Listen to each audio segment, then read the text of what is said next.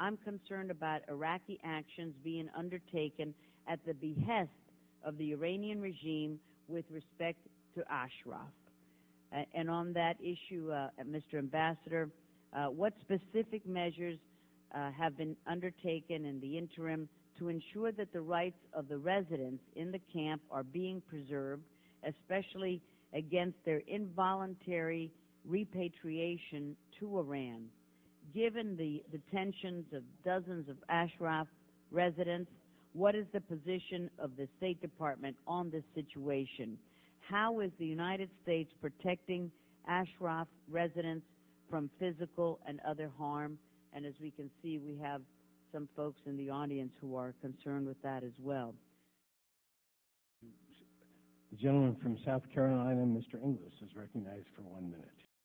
What's happening at Camp Ashraf, and really join in expressing concern about the violation of Geneva Convention, and hope that the United States can put appropriate pressure on the Iraqis to act in a humane way and consistent with the conventions.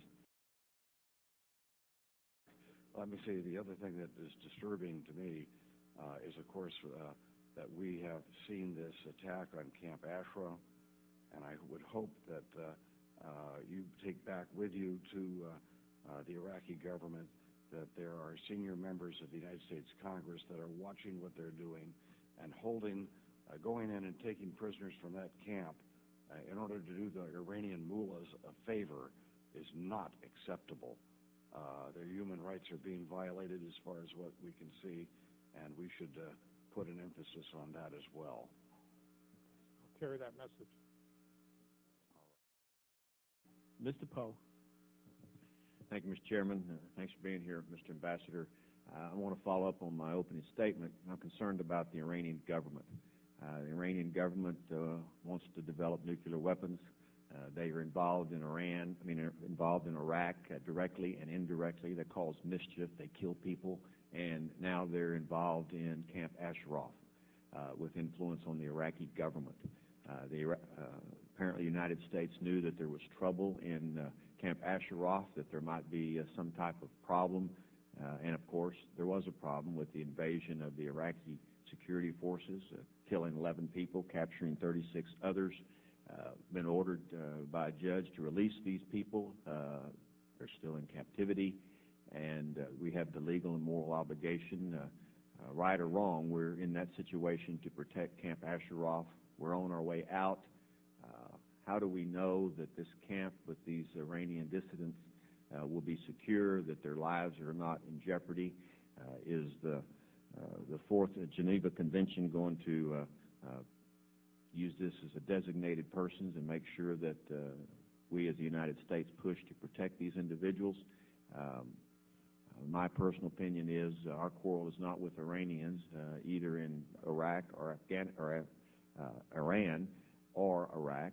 Our quarrel is with the government.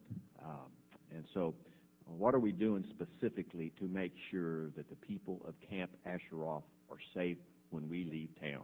Well, first of all, we sought and received written assurances from the government of Iraq that it will treat the Mujahideen al-Khalq humanely and will not forcibly transfer them to any other country, not forcibly transfer them to any other country. So, excuse me, just to clarify the question or the answer, was this before or after the security forces came into Camp Ashraf that we got this assurance? This was before, because the UN mandate for us to be responsible for this camp ended at the end of 2008. After 2008, that is starting January 1 this year, it is the sovereign and sole responsibility of the Iraqi government. And because of that, we sought from them written assurances they would treat them humanely and that they would not forcibly repatriate them where they could be tortured or persecuted based on their religious or political beliefs. It doesn't appear that they have been treated humanely if 11 of them were murdered and 36 others were arrested. Well, on July 28th, Iraqi forces went in to try to set up a police station. They regarded that as an exercise of their sovereignty because Ashraf is in Iraq. Did we know about that before it happened? I understand that they told us that yes, they were going to do this. Okay. Yeah.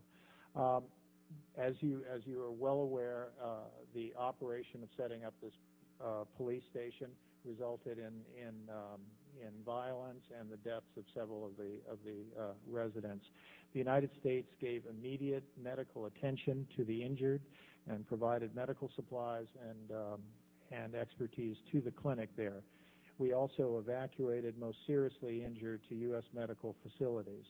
We have continued, the U.S. has continued to monitor the treatment of the 36 Mujahideen al-Khalq members who were arrested on charges relating to the rioting and illegal residence in Iraq. So we have continued to monitor them, and we have continuously and clearly told the Iraqi government of our interest in their treatment. I can assure you, sir, that we are continuing to be in touch with the Iraqi government and urge that they live up to their written assurances to us with respect to the treatment of individuals and especially to the issue of repatriation, because it is repatriation that I think we have to make sure does not happen. Let me ask you a question. Limited time I have left. Let's just cut to the chase. When we leave, what is your personal opinion about the safety of the people in Camp Ashraf? Well, we have made it very clear to the Iraqi government, I think this committee, in fact, has made it very clear as well, that we are interested in the well-being of these people. We're interested in the preservation of their human rights. We're interested in the fact that they should not be forcibly repatriated to Iran. It is therefore my view that the Iraqi government respects our concerns in this regard and will work with us on those.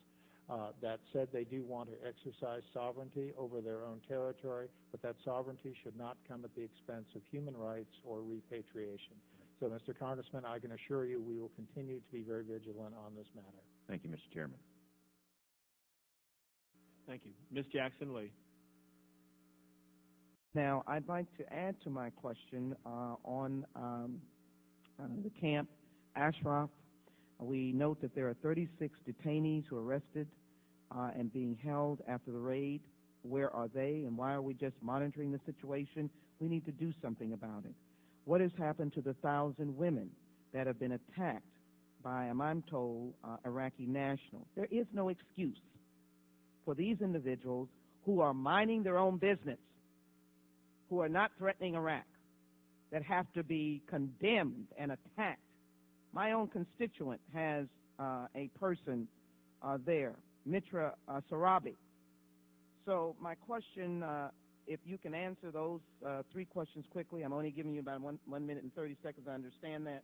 And I'd ask unanimous consent to submit into the record report and legal opinion dated July 28th to 30th, Mr. Chairman, 2009, and a newspaper article from the Washington Times regarding the faith community that is sick and tired of the treatment of these individuals in the Ashraf camp. I ask unanimous. Without objection, both will be made part of the record. Mr. Ambassador.